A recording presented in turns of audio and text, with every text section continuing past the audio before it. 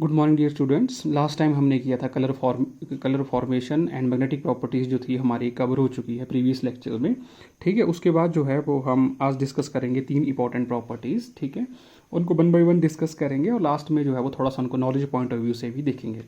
यहाँ से भी आपको जो है वो क्वेश्चन बन जाता है। ठीक, 2 नंबर का जो है वो आपको क्वेश्चन जो है वो प्रेफरेबली बन जाता है। तो कौन सी 3 प्रॉपर्टीज़ हैं? डायरेक्ट क्वेश्चन आपको आता है कि why transition metal act as a good catalyst. ठीक है, कि उनका कैटालिटिक जो है प्रॉपर्टीज़ क्यों होती हैं। ठीक है, दूसरा क्वेश्चन हम करेंगे कि ट्रांजिशन मेटल जो है वो कॉम्प्लेक्स कंपाउंड जो है वो फॉर्मेशन करती है। कॉम्प्लेक्स कंपाउंड मतलब कोऑर्डिनेशन कंपाउंड्स। ठीक है, हमारे सिलेबस में है ये कोऑर्डिनेशन केमिस्ट्री, तो उसको भी डिटेल में करेंगे। लेकिन पहले आपको 2 नंबर के क्वेश्चन है कि क्यों ट्रांजिशन मेटल सबसे ज़्यादा कॉम्प्लेक्स फॉर्मेशन करती है। ठीक है, और थर्ड जो क्वेश्चन आता है आपके पास, वो आपके पास ये बनेगा कि जो ट्रांजिशन एलिमेंट्स होती हैं वो एलॉय फॉर्मेशन जो है वो क्यों करती हैं। तो आपने सीक्वेंस में जो भी आपकी नंबरिंग चली हुई है प्रॉपर्टीज़ में, आप उसको कंटिन्यू करें। मैंने आपको जो है वो रेंडमली जो है बीच बीच में से टॉपिक जो आपके सिलेबस में है मैंने वो उठाए हुए हैं। तो कम टू द टॉपिक कि why they act as a good catalyst. तो क्या होता है कि आपने देख रखा है कि many transition elements and their compounds act as good catalyst in various chemical reactions. Example: iron, cobalt, nickel, palladium, platinum, manganese, chromium, vanadium, etc. ये सारी देखो फर्स्ट ट्रांजिशन सीरीज और सेकंड ट्रांजिशन सीरीज के कुछ एलिमेंट्स हैं, they are very common हैं। तो ये सारे के सारे क्या यूज़ होते हैं? कैटलिस्ट यूज़ होते हैं। आपको मैं रिमाइंड करा दूं, आपको मैंने ऑर्गेनिक में बड़ी सारी रिएक्शन करवाई हैं। जब भी हम हाइड्रोजनेशन करते थे अल्काइन से जो है वो हमें एल्केन बनाने हैं, या एल्कीन से जो है वो हमें एल्केन बनाने होते थे, तो मैं बोलता था आपको कि एरो पे आप निकल लिख दो, प्लेटिनम लिख दो, रेने निकल लिख दो, प्लेडियम लिख दो। तो वो मैक्सिमम जो जितने भी आपके पास जो आपने कैटलिस्ट देखे हैं ऑर्गेनिक केमिस्ट्री में, वो किसको बिलोंग करते हैं? ट्रांजिशन एलिमेंट्स को बिलोंग करते हैं। तो यही हमारा क्वेश्चन है कि why transition element act as a good catalyst, कि वो क्यों जो है वो अच्छे कैटलिस्ट जो है वो एक्ट करते हैं। तो आपको ये पॉइंट वाइज लिखना है और इसकी एक्सप्लेनेशन जो है वो एग्जैक्ट लिखनी है। ठीक है, आपने उसमें कोई ज़्यादा कहानी के चक्कर में नहीं पड़ना। तो they act as a good catalyst why. तो सबसे पहला जो पॉइंट आता है कि वो एक अच्छे कैटलिस्ट जो है वो क्यों एक्ट करते हैं, तो पहला पॉइंट हम डिस्कस करते हैं। Transition elements act as good catalyst because they show variable oxidation state. ये पॉइंट बहुत इंपॉर्टेंट है। ट्रांजिशन एलिमेंट अच्छे कैटलिस्ट क्यों एक्ट करते हैं? क्योंकि उनके पास क्या होती है? वेरिएबल ऑक्सीडेशन स्टेट होती है। ये हम डिस्कस कर चुके हैं। ऑक्सीडेशन स्टेट जो है वो वेरी करती है। ठीक है, common oxidation state first transition stage की +2 होती है। ठीक है, और +3 भी शो करते हैं, +4 +5 सो, कि उनके पास क्या प्रेजेंट होती है? वेरिएबल ऑक्सीडेशन स्टेट प्रेजेंट होती है। क्यों होती है वो हम वहां पे डिस्कस कर चुके हैं। तो ऑक्सीडेशन स्टेट वेरिएबल होने से क्या हो जाएगा? देखो, so the transition element combine with the reactant to form intermediate compound. ये ट्रांजिशन एलिमेंट जो है वो ये कंबाइन कर जाती हैं रिएक्टेंट से to form the intermediate compound. उसी को हम एक्टिवेटेड कॉम्प्लेक्स जो है वो बोलते हैं। These intermediate compounds जो होते हैं, these provide a new path with the lower activation energy, thus increase in the rate of reaction। तो हमारा रेट ऑफ रिएक्शन क्या हो जाता है? इंक्रीज हो जाता है। जैसे सिंपली मैं आपको यहाँ पे बताऊँ कि जैसे मान लो मेरे पास एक एग्जांपल है। यहाँ पे मान लो कोई रिएक्शन हो रही है, उसका ये रेट है, ये रिएक्टेंट है मेरे पास, और ये मेरे पास क्या है? प्रोडक्ट है। यहाँ पे मेरे पास एक्टिवेटेड कॉम्प्लेक्स या मेरे पास जो ट्रांजिशन स्टेट जो है वो बन रही है। तो ये जो है वो मेरे पास जो है वो एक्टिवेशन एनर्जी जो है वो रिक्वायर्ड है इस रिएक्शन के लिए। तो रिएक्टेंट्स ये प्रोडक्ट बन रहे हैं। तो मान लो कोई ये पाथ है, इसको मैंने बोल दिया पाथ नंबर 1। ठीक है, इसको मैंने क्या बोल दिया? Path number 1। सिमिलरली अगर मैं कैटलिस्ट के साथ इसी रिएक्शन को करता हूं, तो ये मेरे रिएक्टेंट जो है वो किस में कन्वर्ट हो रहे हैं? प्रोडक्ट में कन्वर्ट हो रहे हैं। लेकिन यहाँ पे एक्टिवेशन एनर्जी मेरी पास क्या हो गई? कम हो गई। तो ये रिएक्शन जो है वो विद द कैटलिस्ट हुई। तो विद द कैटलिस्ट जो है उसने पाथ फॉलो किया, सेकंड पाथ फॉलो किया। ठीक है, कोई हमने नाम दे दिया, किसने कौन सा पाथ फॉलो किया? सेकंड पाथ फॉलो किया। तो बोलने का मतलब ये है कि यहाँ पे भी मेरे पास जो है वो कोई एक्टिवेटेड कॉम्प्लेक्स या ट्रांजिशन स्टेट मिली, लेकिन कैटलिस्ट के डालने से जो है वो मेरा रेट ऑफ रिएक्शन क्या हो गया? फास्ट हो गया। क्यों? क्योंकि उसने एक अनदर पाथ जो है वो फॉलो किया। ठीक है, जिसमें जो एक्टिवेटेड कॉम्प्लेक्स जो बना वो ज़्यादा स्टेबल था मेरे पास as comparison to activated complex जो पहले बना, जहाँ पे मेरे पास कैटलिस्ट नहीं था।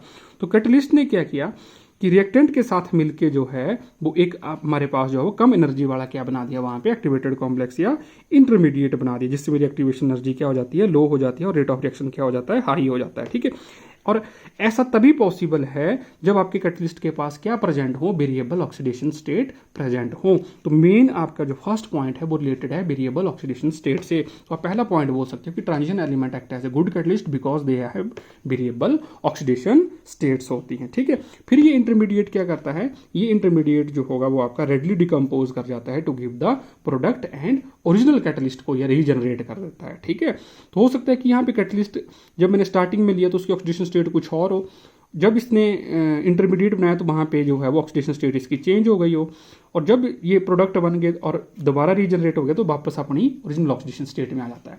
तो मेरा बोलने का मतलब क्या है कि यहाँ पे ऑक्सीडेशन स्टेट क्या हो रही है, वेरी कर रही है कैटलिस्ट की, ठीक है। तो वो तभी पॉसिबल हो सकता है जब उसके पास जो वेरिएबल ऑक्सीडेशन स्टेट शो करने की जो है वो कैपेसिटी हो और वो ट्रांजिशन एलिमेंट्स में प्रेजेंट होती है, ठीक है। और देखते हैं इसको डिटेल में, इसी पॉइंट को, फर्स्ट पॉइंट को जो है वो हम एक्सप्लेन कर रहे हैं। देखो अब ये बोलता है yielding product and original catalyst, ये हमारी पुरानी बात हो गई, ठीक है, जो मैं आप पहले डिस्कस कर रहा था। अब देखो मान लो ये मेरे पास कोई वन रिएक्टेंट है, इसको मैंने एक्स लिख दिया, ये कैटलिस्ट के साथ जो है वो कंबाइन किया तो मेरे पास बन गया एक्स कैटलिस्ट, कोई मेरे पास इंटरमीडिएट बन गया कि कैटलिस्ट जुड़ गया एक्स के साथ, तो ये मेरे पास एक्टिवेटेड कोई कॉम्प्लेक्स बना जो बिल्कुल हम्प पे था, बिल्कुल ऊपर पीक पे था, ठीक है। इस तरीके से यहाँ पे ये इंटरमीडिएट मेरे पास जो है वो बन गया। अब ये इंटरमीडिएट क्या किया, ये अदर रिएक्टेंट, कोई बाई रिएक्टेंट है, अदर रिएक्टेंट से कंबाइन किया, ठीक है। ये इंटरमीडिएट जो है एक्स कैटलिस्ट जो है वो अनदर रिएक्टेंट से जो है वो कंबाइन किया और बाई एक्स आपस में कंबाइन करके प्रोडक्ट बन गया और कैटलिस्ट जो है वो रिलीज हो गया, ठीक है। तो इस तरीके से मैंने जर्नल एक्स बाई के टर्म में जो है वो बोला, जैसे मान लो कोई रिएक्शन हो रही है, ठीक है, एक्स प्लस बाई, ठीक है, तो इन्होंने क्या बनाना है, एक्स और बाई, ये कोई कंपाउंड बनाना है, ठीक है। तो इसको मैंने कैटलिस्ट की मदद से, कि कैटलिस्ट ने पहले एक्स को एब्जॉर्ब किया और फिर जो है उसने बाई को जो है वो प्लेटफॉर्म दिया कंबाइन करने के लिए, ठीक है। जैसे मैं एग्जांपल और लेता हूँ, B2O5 आप एग्जांपल दे सकते हैं, used as a catalyst in the oxidation of sulphur dioxide to sulphur trioxide. ये कॉन्टैक्ट प्रोसेस होता है, ये ध्यान रखना, ये बहुत इंपॉर्टेंट है। कॉन्टैक्ट प्रोसेस जो होता है वो सल्फ्यूरिक एसिड की मैन्युफैक्चरिंग के लिए होता है, ठीक है।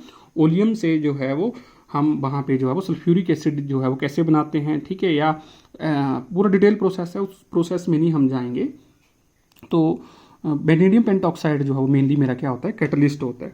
तो बेनेडियम पेंटॉक्साइड क्या करता है, ये SO2, ये जो मेरे पास जो SO2 होता है इसको कन्वर्ट कर देता है, किसमें, SO3 में कन्वर्ट करता है। देखो SO3 में, और खुद किस में चेंज हो गया, B2O4 में चेंज हो गया। बेनेडियम पेंटॉक्साइड में इसकी ऑक्सीडेशन स्टेट होती है +5 और B2O4 में कितनी होती है, +4 में होती है।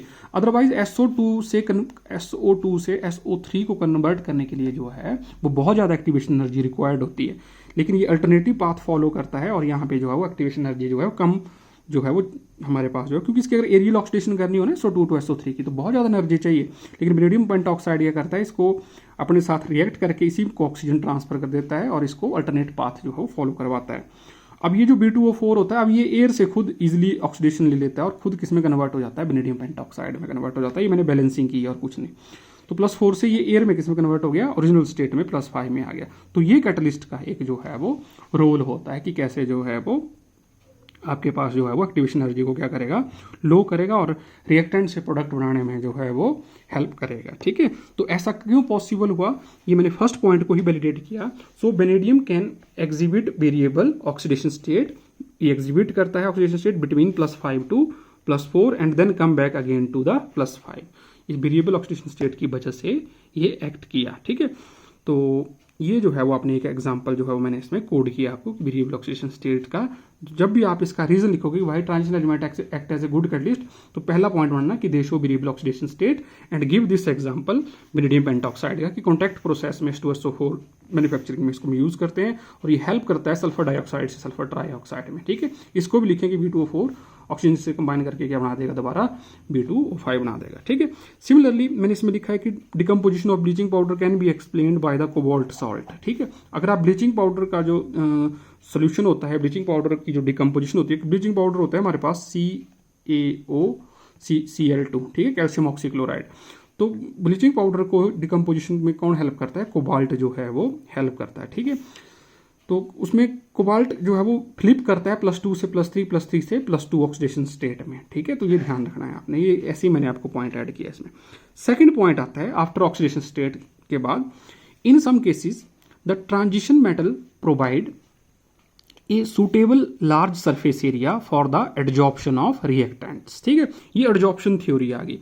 अब एडजॉर्प्शन थ्योरी के अकॉर्डिंग जो है वो क्या होता है, देखो एडजॉर्प्शन थ्योरी के अकॉर्डिंग ये होता है कि जैसे मान लो आपके पास कोई कैटालिस्ट है, ठीक है, ये कोई कैटालिस्ट है। अब क्या होता है कि इसके सरफेस पे जो है वो आपके पास कैटलिस्ट के सरफेस पे जो है वो बैलेंसी जो है वो प्रेजेंट होती है, जिनको फ्री बैलेंसी बोलते हैं। फ्री बैलेंसी का मतलब ये होता है कि ये अट्रैक्ट करेंगी, जो भी आपके रिएक्टेंट मॉलिक्यूल हैं वो अट्रैक्ट करेंगे अपने सरफेस पे, और वो क्या हो जाएगा वहाँ पे एडजॉर्ब हो जाएगा। वो ऐसा इसलिए होता है क्योंकि इसके सरफेस पे जो मॉलिक्यूल होते हैं, जो एटम्स होते हैं, वो वहाँ पे इम्बैलेंस फोर्सेज जो है वो प्रेजेंट होती हैं। इम्बैलेंस फोर्सेज का मतलब ये होगी, जैसे मान लो कोई सेंटर में कैटलिस्ट के कोई एटम है, अब इसके सराउंडिंग में इस तरीके से एटम्स हैं, ठीक है। तो अगर मान लो ये इस सेंटर वाले एटम को ये इधर को खींच रहा है, ये इधर को खींच रहा है, तो नेट इफेक्ट क्या हुआ, जीरो। ये इधर को खींच रहा है, ये इधर को खींच रहा है, तो नेट इफेक्ट क्या होगा, जीरो। ये भी बाहर को खींच रहा है, ये भी बाहर को खींच रहा है, तो नेट इफेक्ट क्या हो गया, जीरो। तो इसमें जो है वो ये बैलेंस्ड है आपके पास फोर्सेज। लेकिन जो सरफेस पे होता है उसमें बैलेंस नहीं होती। उसको मान लो जैसे अंदर को इस तरीके से पुल लग रहा है, तो इनको नलिफाई नहीं कर सकता, तो ये टेंशन में होता है, ठीक है। यहाँ पे अनबैलेंस्ड फोर्सेज होती हैं, इन्हीं को फ्री बैलेंसीज भी बोला जाता है। तो इसकी वजह से ये क्या करता है कि बाहर वाले मॉलिक्यूल को क्या करता है, अट्रैक्ट करता है। इसको बोलते हैं एडजॉर्प्शन थ्योरी। तो ये सरफेस पे क्या कर लेगा, रिएक्टेंट को एडजॉर्ब कर लेगा। इस तरीके से एक रिएक्टेंट को एडजॉर्ब कर लेगा, फिर दूसरे रिएक्टेंट को ये एडजॉर्ब कर लेगा। तो एडजॉर्ब करने से क्या हो गया, ये दोनों क्या हो गए, स्टैटिक हो गए। तो ये आपस में इंटरेक्ट कर जाते हैं, ये रिएक्टेंट ये आपस में क्या कर जाते हैं, इनको टाइम मिल गया, इनको प्लेटफॉर्म मिल गया आपस में इंटरेक्ट करने का। तो जब ये टाइम मिला तो उसके बाद जो है वो रिएक्टेंट आपस में कंबाइन किए, और जो है वो प्रोडक्ट बनने के चांसेस जो होंगे वो ज़्यादा होंगे, ठीक है। अदरवाइज कोलिजन प्रोबेबिलिटी है कि भाई रिएक्टेंट से पता नहीं कब कोलाइड करेगा, उसकी प्रॉपर ओरिएंटेशन होगी, स्टीरिक फैक्टर होंगे, तब जाके कहीं प्रोडक्ट बनेगा। लेकिन इसने क्या कर दिया, दोनों को फिक्स कर दिया, और आपस में जो है वो इंटरेक्ट करके जो है वो इन्होंने जैसे ही बॉन्ड बनाएंगे तो वहां से फिर ये डिसऑप्शन हो जाएगी, ये रिमूव हो जाएंगे, ठीक है। तो फिर प्रोडक्ट की फॉर्मेशन हो जाएगी। तो यही मैंने यहाँ पे लिखा है, in some cases the transition metal provide a suitable large surface area for the adsorption of reactants, ठीक है, because of presence of free valency at the surface. ये मैंने बता दी, जो इनबैलेंस्ड फोर्सेज होती हैं, ठीक है, unbalanced forces. This increase the concentration of reactant at the catalyst surface and also Bacon's the bond in the reactant. तो जैसे कोई रिएक्टेंट वहां पे एडजॉर्ब होगा तो उसमें बॉन्ड जो है वो कुछ अट्रैक्शन तो वो क्या करेगा, कैटलिस्ट के साथ बॉन्ड बनाएगा। तो जैसे कैटलिस्ट के साथ बॉन्ड बनाएगा तो उसके अपने बॉन्ड क्या हो जाएंगे, वीक होना स्टार्ट हो जाएंगे, ठीक है। weakens the bond in the reactant molecule and hence the activation energy is lowered and the rate of reaction increases। ये है adsorption theory, ठीक है। तो in the above process B2O5 जो होता है मेरा, ये सॉलिड होता है B2O5, ये एडजॉर्ब करता था SO2 गैस मॉलिक्यूल को एट द सरफेस, जो मैंने ऊपर ये एग्जांपल किया, ठीक है। तो B2O5 जो होता है वेनेडियम पेंटॉक्साइड, ये कैटलिस्ट जो होता है क्या होता है, सॉलिड होता है, ठीक है।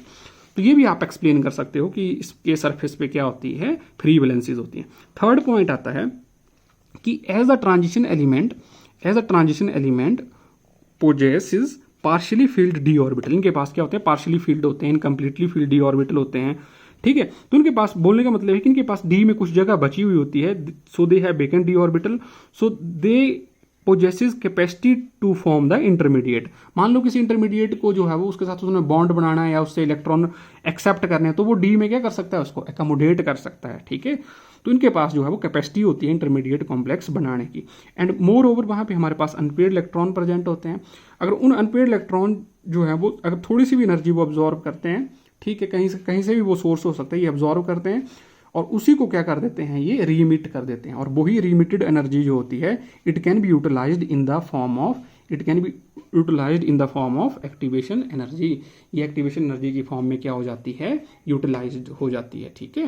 तो ये थोड़ा सा आपने ध्यान रखना है, इनके पास वेकेंट डी ऑर्बिटल होने की वजह से भी जो है वो इंटरमीडिएट फॉर्मेशन जो है वो संभव है, और वहाँ पे जो है वो एक्टिवेशन एनर्जी जो है वो उसको यूटिलाइज कर सकते हैं, ठीक है। तो मैंने कुछ एग्जाम्पल यहाँ पे अगेन कोड किए हैं, ये आप जरूर पढ़ना कि B2O5 it is used in contact process for the manufacturing of H2SO4 and it help in the oxidation of SO2 to SO3, ठीक है। जो आयरन होता है, it is used in the catalyst in the manufacturing of ammonia in the Haber's process. ये किस में जो है वो यूज होता है, मेरा हैबर्स प्रोसेस में यूज होता है।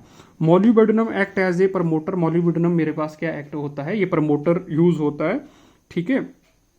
तो इसमें कंफ्यूज मत करना कि आयरन और मोलिब्डेनम में से कौन सा कैटलिस्ट है, कौन सा प्रमोटर है, ठीक है। आयरन मेरे पास कैटलिस्ट होता है हैबर प्रोसेस में। हैबर प्रोसेस में क्या होता है, N2 + S2 giving you ammonia. ठीक है, इसी तरीके से nickel, platinum, palladium, they are also used as hydrogenation reagents in the organic chemistry. ठीक है, तो ऑर्गेनिक केमिस्ट्री में ये क्या यूज होते हैं, हाइड्रोजनेटिंग रिएजेंट्स जो हैं वो यूज होते हैं। सिमिलरली मेरे पास कोबाल्ट सॉल्ट है, वो यूज होते हैं in the decomposition of bleaching powder. ठीक है, फिर MnO2 it is good catalyst in the decomposition of H2O2। Cobalt as a cobalt thorium जो है वो यूज होता है इन फिशर टोपास्ट प्रोसेस। ठीक है, फिशर टोपास्ट प्रोसेस होती है जिसमें हम सिंथेसिस करते हैं गैसोलीन की या पेट्रोल की।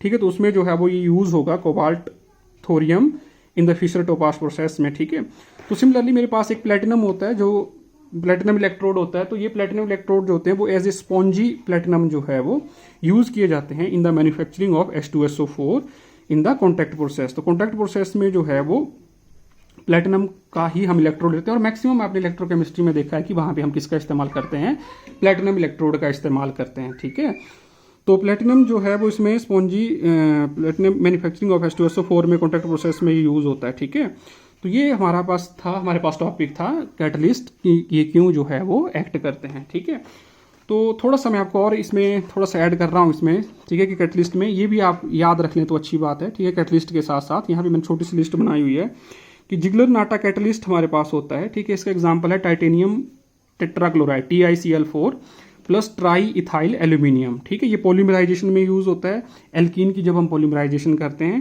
ठीक है, तो वहां पे इस कैटलिस्ट का इस्तेमाल होता है। ये हिट्रोजीनियस कैटलिस्ट का एग्जाम्पल होता है। ठीक है, ये हिट्रोजीनियस कैटलिस्ट, होमोजीनियस कैटलिस्ट, दो तरीके के कैटलिस्ट होते हैं। ठीक है, तो आपने याद रखना है, डायरेक्ट क्वेश्चन जो है 2 बार पूछा गया कि what is Ziegler Natta catalyst, क्या होता है titanium tetrachloride plus triethyl aluminium, इन दोनों का मिक्सचर। ठीक है, तो ये हिट्रोजीनियस कैटलिस्ट है। ये भी पूछा गया, Ziggler Natta catalyst is a homogeneous, heterogeneous, semi homogeneous, semi heterogeneous. तो आपने टिक करना है हिट्रोजीनियस।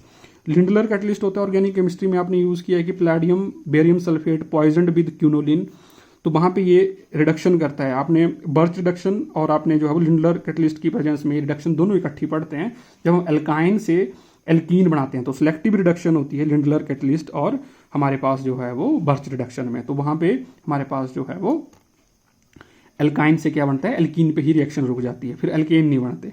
लेकिन अगर आप जो है वो कोई भी कैटलिस्ट लेते हो, लाइक आप पैलेडियम है ना, कोई भी ले लो, पैलेडियम ले लो, प्लेटिनम ले लो, निकल ले लो, तो वहां पे जो है आपके पास एल्काइन से क्या बन जाएगा, एल्केन बन जाएगा। ठीक है, इसी तरीके से आपके पास जो है वो एडम्स कैटलिस्ट होता है। तो एडम कैटलिस्ट होता है प्लेटिनम PTO का, प्लेटिनम /PTO होता है, ये एरो पे लिखा होता है, ये भी रिडक्शन हमारे पास करता है। ठीक है, एक बड़ा इंपॉर्टेंट कैटलिस्ट है विल्किंसन कैटलिस्ट। ठीक है, विल्किंसन कैटलिस्ट, इसका नाम देखो क्या है, इसका नाम है ये PPH3, इसको ऐसे भी लिखा होता है बुक में RH, रोहोडियम क्लोराइड, और ये लिगेंड होता है। ठीक है, तो बेसिकली इसकी करेक्ट फॉर्म मैंने ऐसे लिखी है, देखो ये कॉम्प्लेक्स कंपाउंड होता है। कॉम्प्लेक्स कंपाउंड मतलब स्क्वायर ब्रैकेट में हम इसको लिखते हैं। ठीक है, तो ये मेरे पास जो है वो इस तरीके से प्रेजेंट होता है, रोहोडियम क्लोरीन, और मेरे पास जो है वो यहाँ पे ब्रैकेट में ट्राईफिनाइल फॉस्फीन, है ना। तो PH3 मेरे पास जो है वो अगर होता है, इसको बोलते हैं फॉस्फीन। तो एक H को हटा के मैंने यहाँ पे फिनाइल ग्रुप लगा दिया, तो मेरे पास जो है वो फिनाइल ग्रुप लगा दिया C6H5। तो ये 3 फिनाइल ग्रुप लगे होंगे, तो उसको मैं बोलूंगा ट्राईफिनाइल फॉस्फीन। तो ये मेरे पास है, ये मेरे पास आ गया ट्राईफिनाइल फॉस्फीन, ये अंदर लगा हुआ है। ठीक है, और ये भी 3 लिगेंड लगे हुए हैं ट्राईफिनाइल फॉस्फीन, ये न्यूट्रल लिगेंड होता है, इसके ऊपर कोई चार्ज नहीं होता।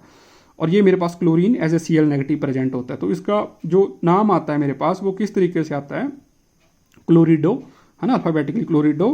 फिर आता है मेरे पास ये क्योंकि अंदर ट्राई यूज हो चुका है तो मुझे ट्रिस यूज करना पड़ेगा। तो ट्रिस का मतलब होता है कि 3 बार जुड़ा हुआ लिगेंड। कौन सा लिगेंड जी, ट्राईफिनाइल फॉस्फीन। तो क्लोरिडो ट्रिस, क्लोरिडो, फिर आएगा मेरे पास ट्रिस, ट्राईफिनाइल फॉस्फीन, रोहोडियम। ठीक है, और इसकी ऑक्सीडेशन स्टेट कितनी होती है, +1 होती है, क्योंकि ये -1 है, ये 0 है, तो x - 1 is equal to total 0, है ना। ये बताऊंगा आपको कोऑर्डिनेशन केमिस्ट्री में पूरी डिटेल में, how to calculate the oxidation state of transition complex compounds. ठीक है, ये कॉम्प्लेक्स कंपाउंड होता है विल्किंसन कैटलिस्ट। ये भी रिडक्शन ऑफ एल्कीन करता है, एल्कीन से हमें क्या बनाने में मदद करता है, एल्कीन बनाने में मदद करता है। तो ये साइकिल में चलता है, इसका कैटालिटिक साइकिल होता है। ठीक है, तो इतनी डिटेल में जाएंगे, आपने सिर्फ याद रखना है। ये बेकर्स प्रोसेस हो गया। ठीक है, मैंने आपसे डिस्कस किया कि एथीन से मेरे पास क्या बनाना हो, एसिटाल्डिहाइड बनाना। तो ये जो है वो मेरे पास किसके एग्जाम्पल जो हुए कि ट्रांजिशन मेटल जो है मेरे पास जो है वो एक जो है वो अच्छे कैटलिस्ट की फॉर्म में जो है वो ये यूज होते हैं। ठीक है, तो आपको ये प्रॉपर्टी जो है वो एक्सप्लेन जो है वो कर सकते हैं एग्जाम में, ठीक है, कि किस तरीके से आपको एक्सप्लेन करनी है। तो इसमें आपने 3 मेन बातों का ध्यान रखना है। वेरिएबल ऑक्सीडेशन स्टेट का आपने ध्यान रखना है कि वेरिएबल ऑक्सीडेशन स्टेट होती है मेटल की।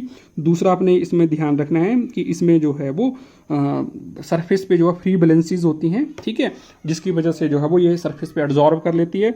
और तीसरा आपने बड़ा इंपॉर्टेंट इसमें ध्यान रखना है कि इसमें बेक एंड डी ऑर्बिटल होते हैं, तो जिससे कॉम्प्लेक्स फॉर्मेशन इंटरमीडिएट की जो है फॉर्मेशन जो है वो कर सकता है, ठीक है। तो उसके बाद